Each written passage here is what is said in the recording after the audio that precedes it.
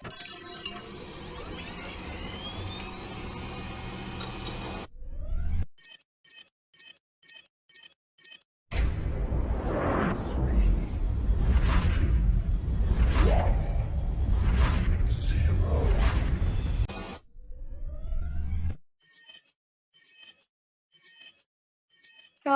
warahmatullahi wabarakatuh. Terima kasih atas kesempatannya. Perkenalkan kami dari kelompok 7, Seminar Akuntansi kelas FB yang terdiri dari saya sendiri, yaitu Sofia, dengan NIM 426, dan Siti Solihatun dengan NIM 508, dan juga Mediana Nuraksono dengan NIM 657. Di sini kami, sebagai kelompok 7, akan mereview artikel dan ide riset berdasarkan artikel yang berjudul Why Don't Auditor Use Computer-Assisted Audit Technique? A Study at Small Public Accounting Firms. Dengan nama peneliti yaitu Depi Lestari, Satki Mardian, dan M. Asmeldi Firman. Yang kita bisa temukan jurnalnya di The Indonesian Accounting Review tahun 2020, volume 10, nomor 2, dan halaman 105 sampai 116. Selanjutnya, saya akan menjelaskan mengenai motivasi penelitian dalam artikel ini, yaitu pada saat revolusi 4.0 datang di dunia, maka munculnya revolusi teknologi ini diikuti dengan munculnya bisnis baru yang menekankan penggunaan teknologi sesegera mungkin. Sehingga para auditor juga dituntut untuk menggunakan CAT atau selanjutnya akan saya sebut sebagai TABK, yaitu Teknik Audit Berbantuan Komputer. Jadi auditor ini dituntut menggunakan TABK terhadap laporan keuangan yang diaudit sehingga dapat digunakan untuk upaya pencegahan fraud. Salah satu prosedurnya adalah dengan memeriksa ketersediaan data untuk mendeteksi fraud karena tidak mungkin apabila auditor menguji secara manual. Maka dengan adanya perkembangan teknologi ini, auditor diharuskan untuk mempertimbangkan penggunaan TABK itu sendiri. Artikel ini menggunakan 3 teori. Teori yang pertama yaitu grand teorinya yang mengenai kerangka kerja, teknologi, organisasi, dan lingkungan atau TOE yang menjelaskan proses di mana perusahaan mengadopsi dan menerapkan inovasi teknologi itu dipengaruhi oleh 3 konteks yaitu konteks teknologi, konteks organisasi, dan lingkungan konteks. Kerangka TOE juga memiliki landasan teori yang kuat, empiris yang konsisten dukungannya, dan potensi untuk mengadopsi teknologi seperti yang dikemukakan oleh Tornatsky tahun 1990. Teori yang kedua, yaitu menurut standar akuntansi, bagian 327, PSA nomor 59, paragraf 7, yang membahas mengenai manfaat TABK, yaitu ada 9.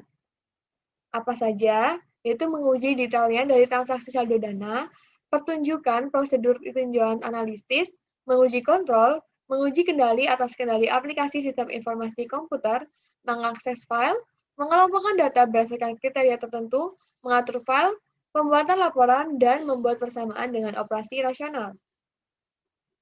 Teori yang ketiga, yaitu menurut bagian standar akuntansi 335 PSA nomor 57, meliputi pengetahuan dasar-dasar komputer dan komputer umum fungsi, 2. Pengetahuan dasar tentang pengoperasian sistem dan perangkat lunak, 3. Pengetahuan tentang file teknik pengolahan dan struktur data, 4. Mampu bekerja menggunakan software audit, 5. Kemampuan untuk meninjau sistem dokumentasi, 6. Pengetahuan dasar tentang informasi komputer kontrol sistem untuk mengidentifikasi dan mengevaluasi dampak penggunaan sistem informasi komputer pada operasi entitas. 7. Pengetahuan yang memadai dalam mengembangkan desain dan supervisi audit pelaksanaan audit dalam komputer lingkungan sistem informasi. Dan 8. Pengetahuan tentang dinamika pembangunan dan perubahan sistem dan program dalam sebuah kesatuan.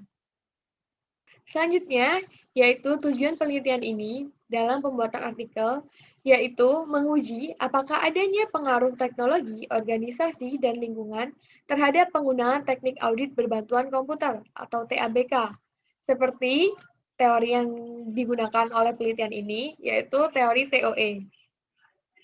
Selanjutnya adalah rancangan riset. Yang pertama mengenai populasi. Pada penelitian ini, menggunakan 117 auditor yang bekerja di Kantor Akuntan Publik atau KAP di wilayah DKI Jakarta. Dan yang kedua, sampelnya yaitu pengambilan sampel menggunakan teknik purposive sampling di KAP di wilayah DKI Jakarta, dan penelitian ini menggunakan 54 auditor sebagai sampelnya. Yang ketiga, mengenai kriteria sampel, yaitu ada 3. Yang pertama, auditor harus bekerja di akuntan publik perusahaan yang berlokasi di wilayah DKI Jakarta, dan KAP-nya harus telah terdaftar di Institut Publik Indonesia Akuntan atau IAPI. Yang kedua, auditor yang diaudit adalah entitas syariah. Yang ketiga, kantor akuntan publik yang telah dihubungi dan bersedia menjadi objek penelitian. Terima kasih presentasi dari saya. Selanjutnya akan dilanjutkan oleh rekan saya.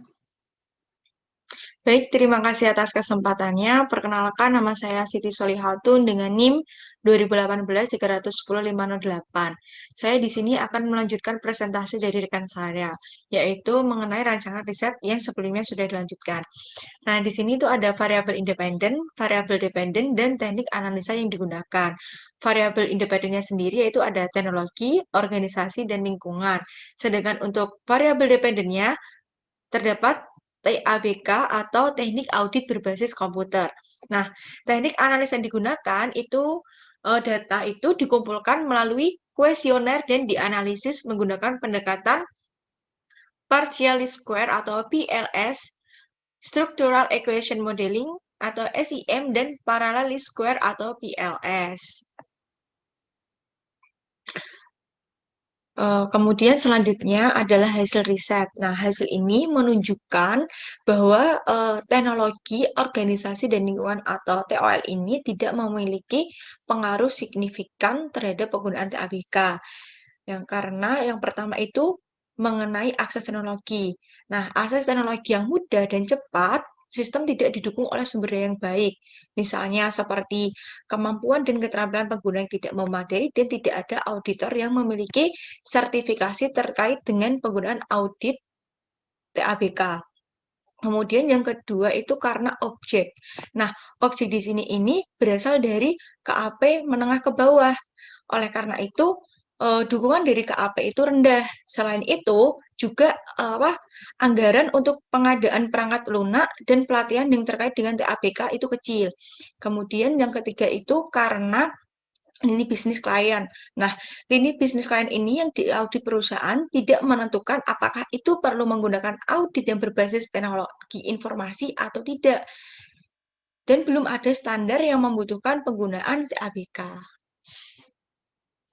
Selanjutnya, yaitu mengenai keterbatasan riset.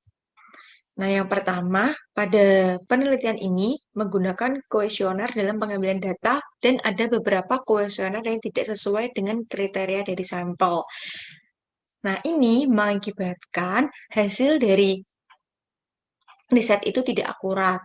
Kemudian selanjutnya, penelitian ini hanya berfokus pada menganalisis hasil dari kuesioner yang dibagikan kepada responden dan tidak melakukan wawancara secara langsung kepada responden.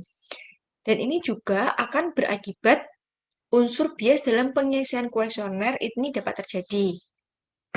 Untuk selanjutnya, perusahaan belum menentukan standar untuk menggunakan TABK sehingga sampel yang digunakan dalam penelitian ini yaitu KAP kurang signifikan. Mengapa kurang signifikan? Karena ukuran KAP yang menengah ke bawah dan masih belum didukung oleh sumber daya auditor yang baik. Seperti kemampuan dan keterampilan pengguna kurang memadai dan tidak adanya auditor yang memiliki sertifikasi penggunaan TABK. Nah, untuk ruang lingkup proses audit tidak membutuhkan begitu banyak peran teknologi yang kompleks, cukup dengan teknologi sederhana tetapi dapat mencakup seluruh proses audit. Nah, jadi sebagian besar auditor itu menggunakan Microsoft Excel atau Word dalam proses audit. Dan setidaknya auditor itu telah menggunakan perangkat lunak audit. Kemudian untuk klien kecil ataupun klien besar juga tidak mempermasalahkan jenis TABK apa yang digunakan oleh auditor. Kemudian selanjutnya mengenai peluang riset. Nah, untuk peneliti selanjutnya dapat memilih KAP dengan ukuran yang berbeda, seperti menengah ke atas dalam sampling yang digunakan. Mengapa demikian? Karena semakin tinggi ukuran entitas, maka kemungkinan penggunaan teknologi dan level perusahaan juga akan semakin tinggi. Karena kompleksitas dan entitas juga lebih besar dan bisa signifikan terhadap penggunaan TABK. Kemudian, mengembangkan lebih lanjut dengan menambahkan variabel yang berkaitan dengan sumber daya penggunaan TABK untuk dapat melihat pengaruhnya terhadap penggunaan TABK. Nah, sekian presentasi dari saya dan selanjutnya akan dilanjutkan oleh rekan saya. Terima kasih. Baik, terima kasih atas kesempatannya. Perkenalkan, nama saya Mediana Nur Laksono dengan NIM 2018-310657. Di sini saya akan menjelaskan mengenai ide riset kami yang berjudul Pengaruh Pemanfaatan Teknologi Informasi, Ekspektasi Kinerja, Kompetensi Auditor, dan Etika Profesi terhadap penerapan teknik audit berbantuan komputer atau TABK. Selanjutnya, motivasi riset. Motivasi yang mendasari ide riset ini adalah perkembangan teknologi informasi. Yang kita ketahui salah satunya adalah revolusi industri 4.0, sehingga profesi akuntansi harus dapat memanfaatkan dan mengembangkan teknologi informasi ke dalam cara yang dapat memberi nilai tambah terhadap profesinya. Untuk teori yang digunakan, kita menggunakan Standar Profesional Akuntansi Publik atau SPAP Seksi 327 tahun 2011 yang menekankan auditor harus mampu memahami suatu pemeriksaan sistem akuntansi yang berbasis komputer.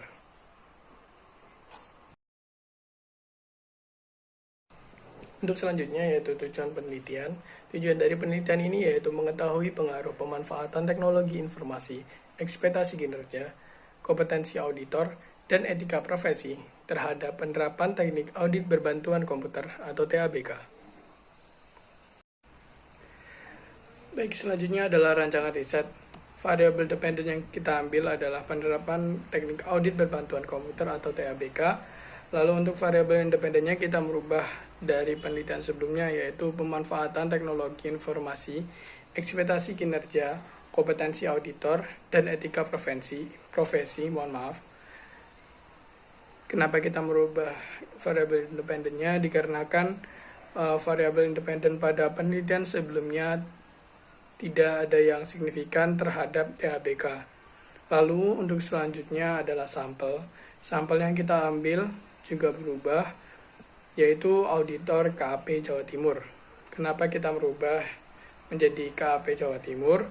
Karena pada keterbatasan penelitian sebelumnya menyebutkan kalau misalnya KAP-nya kurang signifikan karena ukuran KAP-nya menengah ke bawah dan masih belum didukung oleh sumber daya auditor yang baik.